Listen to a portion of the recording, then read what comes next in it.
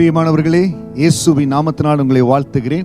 1 பேதுரு 2:19, ஏனெனில் தேவன் மேல் பற்றுதலாய் இருக்கிற மனசாட்சி நிமித்தம் ஒருவன் அநியாயமாய் பாடுபட்டு உபத்திரவங்களை பொறுமையாய் சகித்தால் அதுவே பிரிதியாய் இருக்கும்.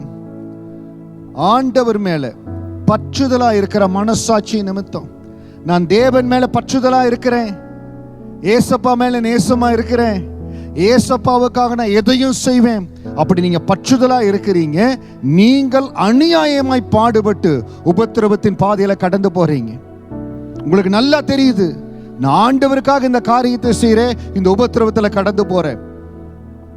அதை நீங்க பொறுமையா சகித்துக் கொள்ளுங்க. ரொம்ப நாட்கள் இல்ல, கொஞ்ச நாட்கள் தான்.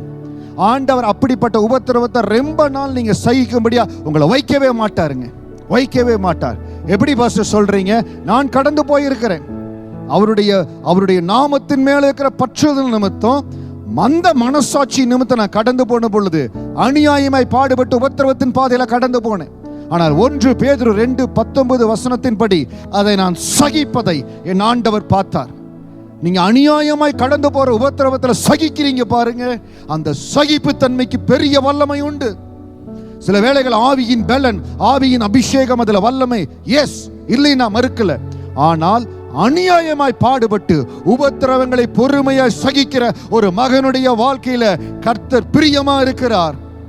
அநியாயமாய் பாடுபட்டு நீங்க சகிக்கிறீங்க பாருங்க. ஏன் நீங்க சகிக்கிறீங்க? அப்பா அனுமதிப்பது நிமித்தம் அதை நீங்க சகிக்கிறீங்க. ஆண்டவனை அனுமதித்தார், நான் சொல்லுகிறவரை சகி என்று சொன்னார். அந்த பாதையில கடந்து போனேன்.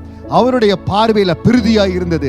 அதற்கு பிறகு அந்த உயர்வின் கரம் கடந்து வந்தது, அந்த ஒத்தாசியின் கரம் கடந்து வந்தது, அந்த உயர்த்துகிற கரம் கடந்து வந்தது. அதே கரம் உங்களை சந்திக்கும். இன்றைக்கு பொறுமையோடு சகித்துக் கொண்டிருக்கிறீங்க.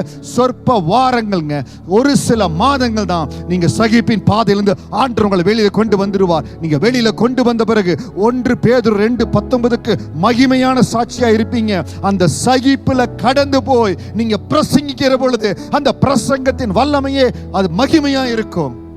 எப்போ உங்க வசனம், எப்போ உங்க பிரசங்க வல்லமையாய் மாறும் என்றால், தேவனுடைய வசனத்துக்கு நீங்க ஒப்பு கொடுத்து அந்த வசனத்தின்படி சகித்து தேவனுடைய பார்வையில பிரிதியாய் இருந்து அதற்கு பிறகு தேவனுடைய வசனத்தை பிரசங்கம் பண்ணுங்க.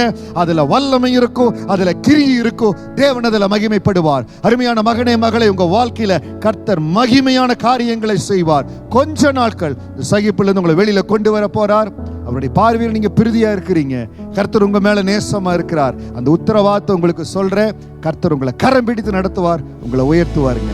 God bless you.